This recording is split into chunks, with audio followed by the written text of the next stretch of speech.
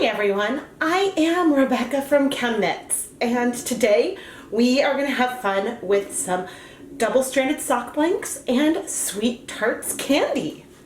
The sock blanks that we are using today are from Wilton Dyepot.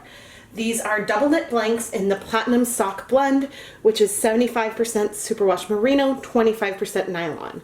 This yarn is very similar to Knit Pick Stroll. I think the Wilton Dyepot one has 1 additional yard per 100 grams. So these are very similar, and I'm excited to try out the blanks today. To start, we are pre-soaking our sock blanks in some tap water with a good healthy splash of white vinegar, and I let these soak for about an hour. But 20 to 30 minutes would definitely be sufficient. Believe it or not, it was hard for me to locate these Sweetarts. I have been looking for them for a while, and I wanted them because I think that they should work really similarly to the candy hearts that we enjoyed at Valentine's Day. Now, unfortunately, they are a bit smaller. I was hoping to find the tube form so we could get them a little bit larger, but we are going to go for it. And so it looks like that we have 5 colors. We've got pink, yellow, green, blue, and purple. And so now, goodness, I guess I'm going to start with 2 boxes, and I'm going to try to go sort these by color. As I'm sorting the flavors, I pulled up the ingredients, and it looks like we have the lake form of these food colorings. So we've got blue number 1 lake, blue number 2 lake, red 40 lake, and yellow 5 lake. And I believe that the lake forms are for situations that aren't necessarily water soluble, but we have used them to successfully dye some yarn before, so we will see what happens. I have sorted 4 boxes of the Sweetarts, and you can see that there's definitely, I guess, the most purple and probably the least yellow and red overall, but I'm excited, and we'll see what kind of pattern we come up with as we dye our 2 blanks. Today we are going to do 2 double-stranded blanks, and this is so that way at the end I can unravel one and leave one intact. So I'm really excited about this. I gently squeezed the pre-soak out of the blanks, but there is still some liquid. We need that candy to dissolve, and I've laid them out on top of some plastic wrap so that way after we've added all the color, we can wrap it up to steam set the color. I think I want to do some kind of rainbow moment today. So I think I'm going to start sort of at one end and just do these diagonal lines. And I might do a total of 2 or 3 along the blank, depending on how far the candy goes. Whoops, I've been placing these sort of S side up, but there I just did one S side down. I think that that imprint of the S may not make a really big difference. It definitely could make a difference, but I sort of doubt that it's going to make a big difference at all. But I think the number of times I go through the rainbow will depend on the total amount of candy that I have here today. These candies are definitely a lot smaller than the candy hearts. I am just sort of pressing down. I know that the reds aren't necessarily the best for this, but I'm not seeing very much pigment transfer at all yet, but we do need to be patient because it's barely, the candy is barely wet right now.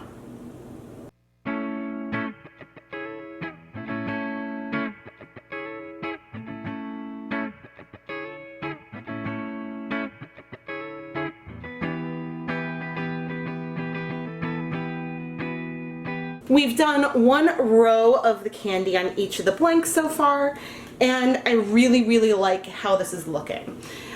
So far, there's a hint, just a hint of pigment down there. So just remember that you do want to press the candies down. You want them to dissolve. You want, you know, the candy to stain and make an imprint on the blank.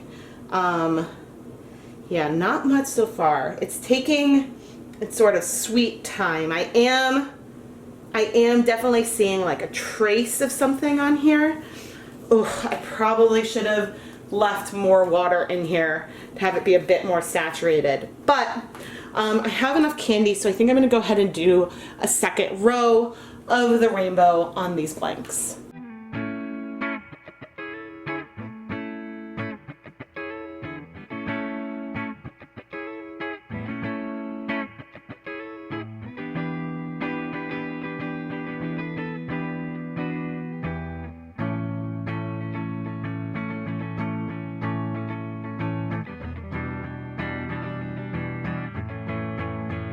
Alright, so I sort of don't know when to stop, but I sort of had to stop when I ran out of pink and yellow. Oh no!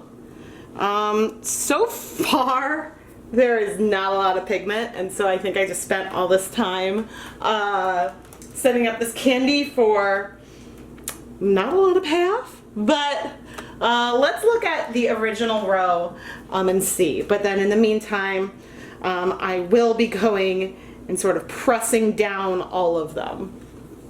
Okay, here is the first row that we did, and there's pigment. There's definitely pigment. It's just gonna take a while. So I'm gonna go and press on everything, and then we're gonna wait 20 minutes and come back and see if we start to see like, okay, oh, you can't see that one. There's some pigment there. Okay, it's working, it's just slow. It's just slow. Yeah, okay. It has been 20 minutes. Our originals are looking nice and pigmented. The green's a little bit paler. The blue's pretty good. The purples are actually getting some pigment.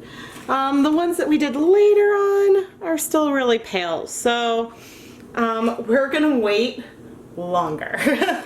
I think that I'm gonna go around and finger press on each of them again. Oh dear. And then, well, and then we are going to wait, I guess, another, let's go for 40 minutes and see. It's been 40 minutes, and I mean, there's some color there. It's not perfect. It's definitely not perfect, but there is, I think, at least some pigment all over. And so now, goodness, we gotta add some color. Coming out with the color mist sprays, and I'm gonna use the blue, the violet, and the pink.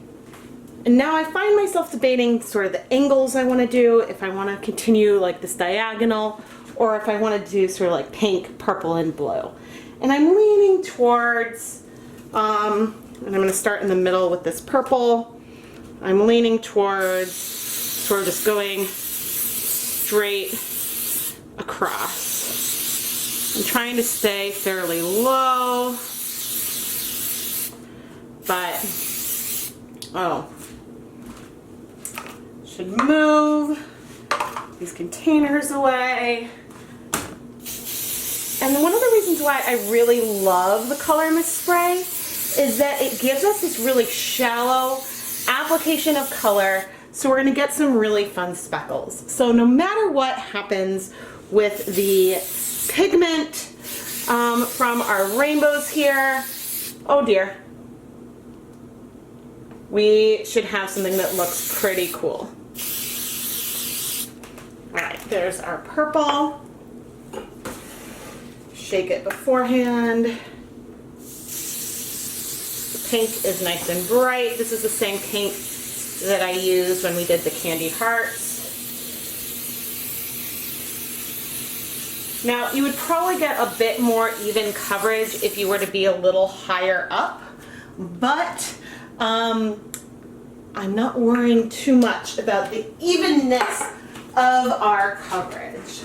And I will be going back in these intermediate areas to sort of like blend the colors maybe a little bit. And here is our blue.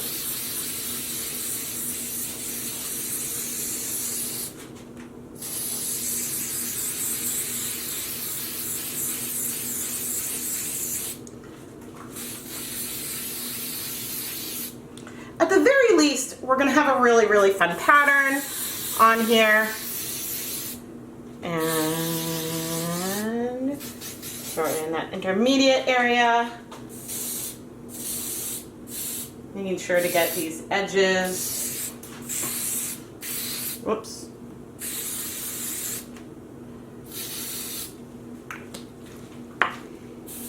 I could have done this all in one color, but in case there's not a ton of pigment from the candy, I did want to bring this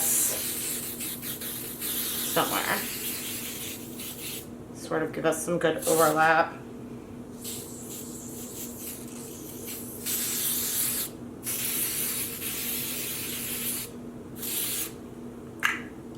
These color mists actually go a little further than you might think.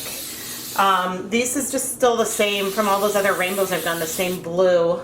I guess it's my second purple because I've used it alone a few times. So they last and there still feels like there's a good amount in there.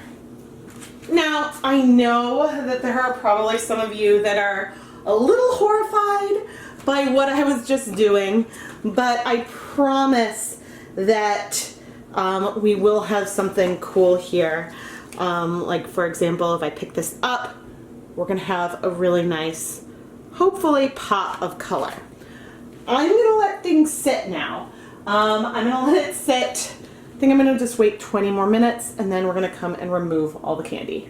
And now, after so much waiting, seriously, it's been about almost 2 hours total since I put the very first one on. Ooh, that almost looks orange down there. But we are gonna start removing, removing these dots. Do you all see that? Ooh, I mean, the pigmentation is not the biggest I've ever seen. Oh my God, that purple looks a little pitiful. Not gonna lie, these purples feel a little pitiful compared to the rest, but I am going to go through and remove the rest of this candy.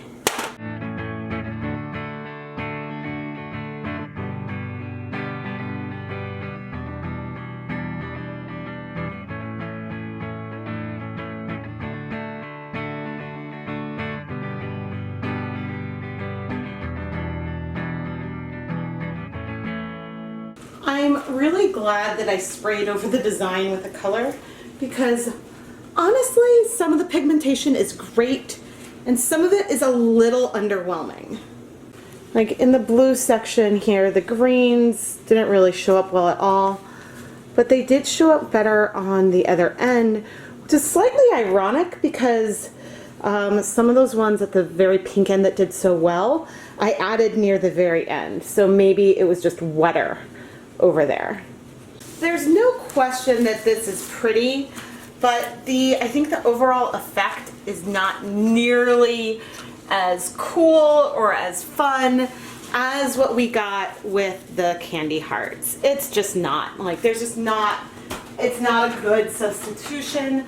Maybe it's because we got that imprint from the words on the candy hearts, but for all those reasons, like, this is fun, this is pretty, but I'm not even considering it a good dupe. Like, the pigmentation is worse, but it is really pretty and really, really fun.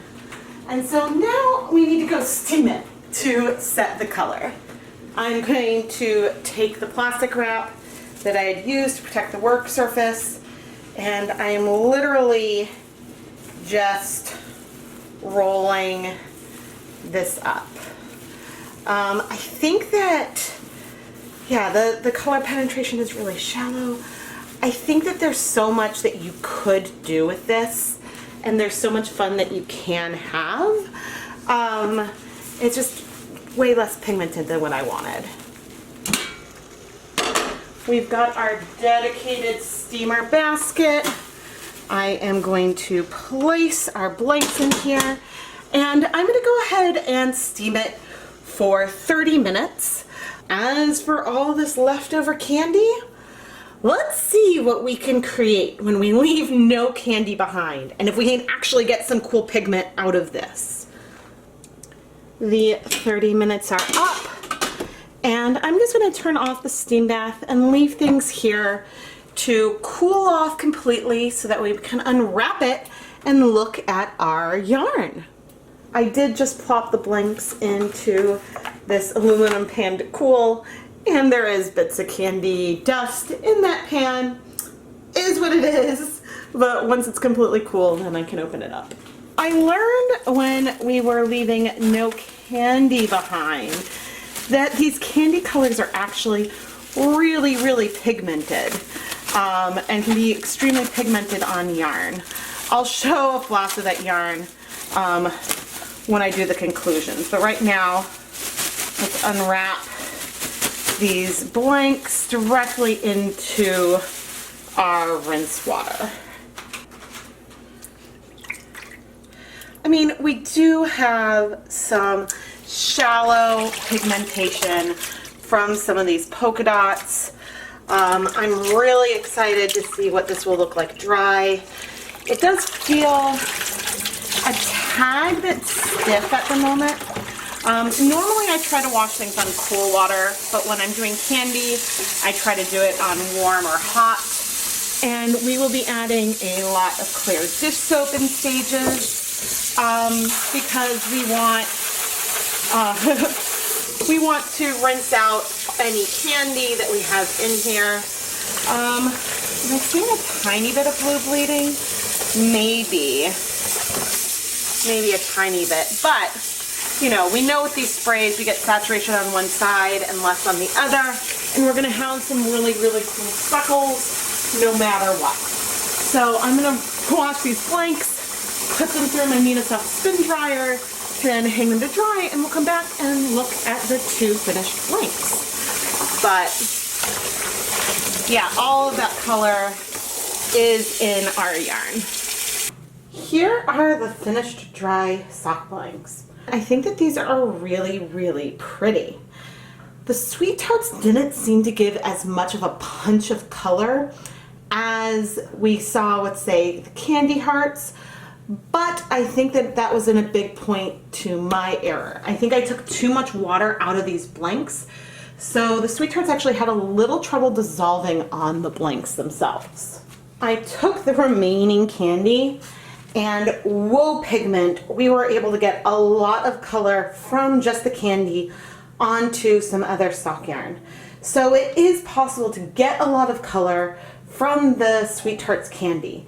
You just need, I think, more liquid to help it dissolve and stick to the yarn in the first place if you're doing this kind of technique. Nevertheless, how awesome did these candies turn out as a form of resist for us to use the color mist sprays?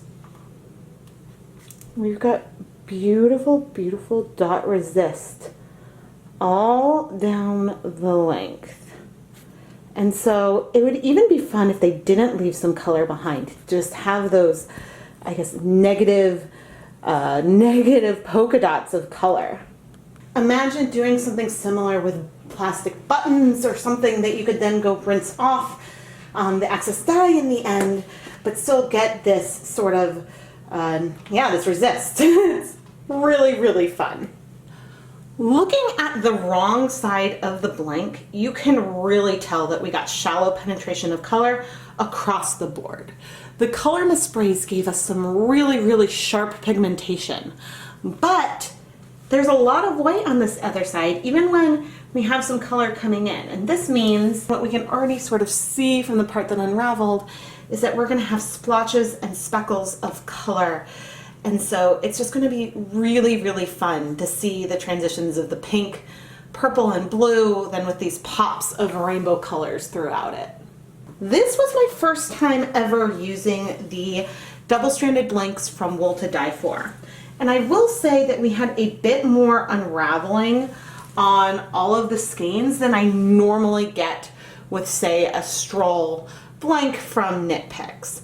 Again, it's not bad, but I think that the ends sort of stay together a little bit better with the stroll. I am now going to go and unravel one of these blanks off camera, and then we'll come back and look at what the skein looks like versus the blank. I just finished winding the blue section onto my electric skein winder, and these pigmented spots are, the blue is very pigmented, but the colors from the candy are extremely subtle, but I am excited to see how this goes with the next color. When you look from afar, this really just looks like a blue and purple speckled skein. It's really when you come closer that you start to see, oh, there's some hints of red and green in there. There's some blue in here. There's a tiny bit of yellow down there. So the rainbows are way subtle, but this still looks really cool. Here's just a fun view of the crimp because you can see the resist marks on either side, and the back is just white because that was probably the back of the blank. The front, you can see the purple spray, and then those spots that are pure white because that's the resist and the stuff that was on the back. We're going to go look at this downstairs too, but remember just how bright some of these colors were on the blank, and how, you know, you see some hints maybe in here in places, but yeah, like there's a tiny bit of green with the pink. But the colors that we did for the background really do give us the most color from this. I think that I was expecting the candy to be really subtle on this blank, but I don't think that I appreciated just how subtle it would be. Clearly we knew looking at the blank we'd have a transition from blue speckles, purple speckles, and pink. And I think that one of the problems is that there were 5 colors in there. So, you know, the yellow and green are the only 2 colors that were not present in these other 3. So I think that if there's blue speckles, say like up here in the pink or purple, that doesn't necessarily read as coming from the candy because, you know, there's so much blue over there. But I do see like the green and the yellow in there. So I'm excited to go look at this at skein form next to the blank. There is little question that the pink, purple, and blue dominate this skein. However, the yellow and the green, and well, the other colors as well, are definitely present in here as well. It's just very, very subtle little hints or flecks of color. A little bit maybe like a tweed or something where they are just really, really sparse. Let's go a little closer. You kind of have to look for it to see the hints of yellow and green throughout, but they are there, and those are the 2 colors from the candy that really do stand out. But there's definitely also, as you can tell from the blank, there's going to be some pink in the blue sections, and there'll be blue in the purple and pink sections as well, and that does come from the candy. It's just when you see it all wound up, it doesn't stand out quite as much. When it comes to sweet hearts versus candy hearts, I think I have to go with the candy hearts. Each heart was a little bigger, so it left a little more impact with the color. Plus, they had the messages on it, which transferred onto the blank. And again, I think with more liquid in the blank, you could get more color saturation from the candy. And I think that this is really, really cool. I'm just really curious to see how this will knit up and how much of those like rainbow flecks you will see in the yarn itself. I still need to go relax the crimp, which means I'm going to go soak the yarn in some plain tap water and then sort of snap it and hang it up to dry, so that way it's a lot less likely to get tangled. I am Rebecca from ChemKnits, and if you enjoyed this dyeing experiment, make sure that you subscribe to the ChemKnits Tutorials YouTube channel. I release videos every Tuesday and Friday mornings at 8:30 a.m. Eastern Time, and you really don't want to miss any new content. There's also frequent bonus videos and live streams, and we just have a ton of fun. If you enjoy my experimental approach and would like to support us on a more personal level, go check out the ChemBits Patreon. Patreon is a platform that connects viewers with content creators, and I offer my patrons early access to new videos, behind-the-scenes sneak peeks, advance notice of Etsy shop restocks, coupons, and more. You can find a link in the video description and iCard. Thank you so much for watching, everyone.